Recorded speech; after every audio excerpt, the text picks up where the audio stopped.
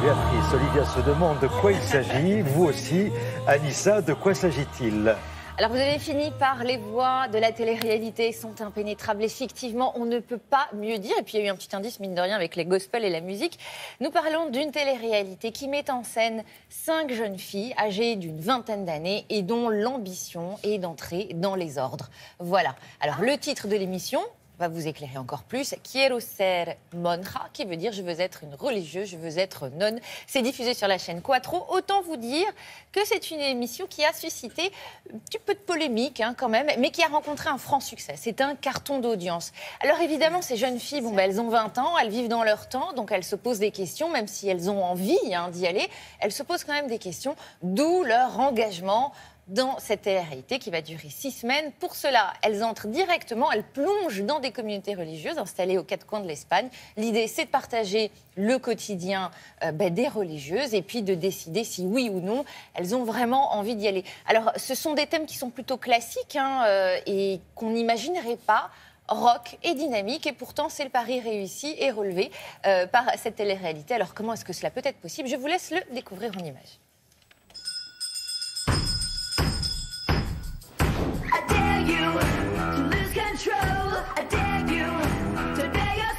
Durante las próximas 6 semanas, Jackie, Paloma, Yuleisi, Janet y Fernanda, 5 chicas que han sentido la llamada a la vida religiosa, se embarcarán en un viaje extraordinario, intentando encontrar una respuesta a la gran pregunta: ¿quiero ser monja?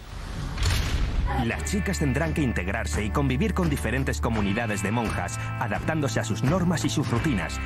Ya sea un convento de clausura, una casa cuna con más de 100 niños a su cargo o una misión perdida en el Amazonas.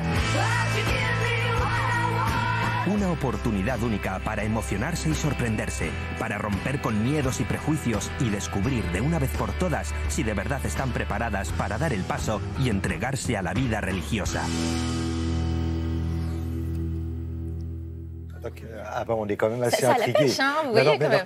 Qui donne son avis? Qui choisit d'entrer ou pas dans les ordres? Alors, ces jeunes filles, à la base, partagent la même motivation.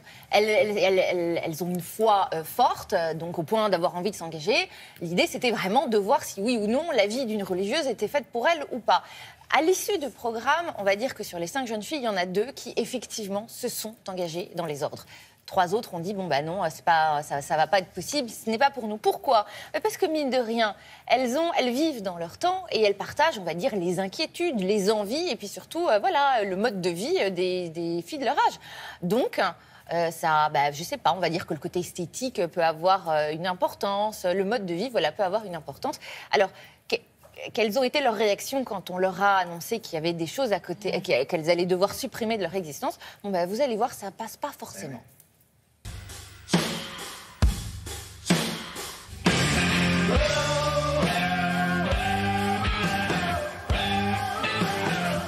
¿Cómo os encontráis? Diferentes. La gente va a saber que estás viviendo una experiencia por Cristo, entonces me parece un buen signo. Qué cruz más bonita, o sea, dije, es súper elegante, pega muchísimo, me encantó. En mi corazón lo que dice Jesús. Casi todas no utilizáis veo, no utilizáis mucha pintura, ni maquillaje, ni nada de esto. Es claro, es obvio que eso es algo externo, no lo necesitamos. ¿Podemos salir en pijama por aquí o no? Pues cuando ya nos vamos a retirar a descansar, después de la oración final, ahí hacemos silencio.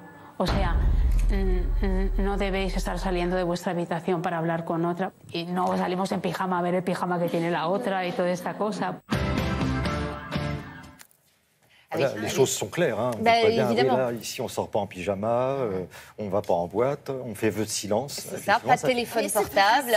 Et donc, effectivement, ça n'a pas été très bien perçu par donc, la majorité de ces jeunes filles. Ce qui, encore une fois, n'enlève rien à leur foi et à leurs convictions. Et ça a beaucoup plu en Espagne. Ça a beaucoup plu parce que l'Espagne, vous savez, c'est un pays où la religion tient une place importante. Donc ça a énormément plu. Et de la même manière, ça a un petit peu, pas choqué, ça a intrigué beaucoup de gens. Merci beaucoup. Merci Anissa.